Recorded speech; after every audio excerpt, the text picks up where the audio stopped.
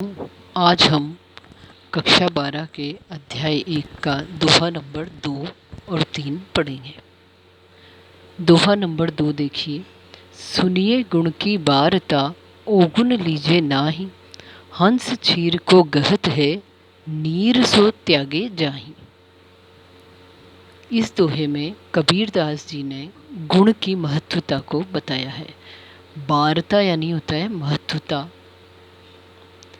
तो कबीरदास जी कह रहे हैं कि आप गुण के महत्व को समझिए और अवगुण को मत लीजिए, अवगुण का त्याग कीजिए, क्योंकि ये अवगुण आपकी निंदा और अकल्याण होने में सहायक होता है।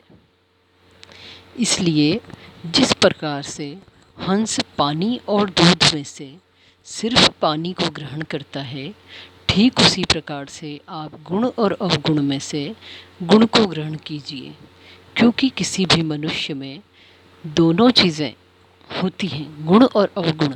हमें किसी से भी सीखने को गुण और अवगुण दोनों मिलते हैं। हमें केवल गुणों को ही ग्रहण करना है, अवगुणों को त्याग देना है, अवगुणों की तरफ ध्यान नहीं देना है, क्योंकि अवगुण ग्रहण करने से हमारे आचरण में भी अशुद्धि आ जाएगी। अब आप देखिए कि इस दोहे में विशेषता यह है कि काम, क्रोध, लोभ, असत्य भाषण, इस तरह के अवगुणों का त्याग ही व्यक्ति को के जीवन को सुखमय बनाता है और उसे महान बनाता है। और ये गुण ही संतों के आभूषण हैं। इसमें भाषा सरल है, शैली उपदेशात्मक है और दृष्टांत अलंकार का प्रयोग इसमें किया गया है। इसके बाद आप अगला दोहा देखिए। छोड़े जो अभिमान को, सुखी भया सब जीव। भावे कोई कुछ कछु कहे, मेरे हिय निज पीव।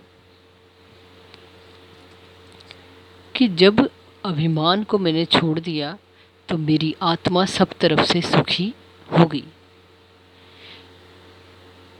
क्योंकि किसी ने कुछ भी कहा परंतु मैंने अहंकार को छोड़ दिया, मैं और मेरे के भाव को छोड़ दिया, तो मेरे हृदय में जो पीड़ा थी वह दूर हो गई और परमात्मा से मिलन में जो बाधक बन रही थी वह बाधा अहंकार की समाप्त हो गई।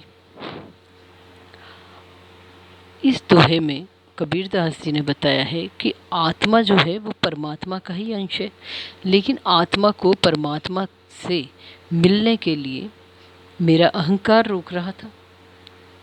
तो ईश्वर से मिलन तभी संभव है जब हम अहंकार का त्याग कर देंगे।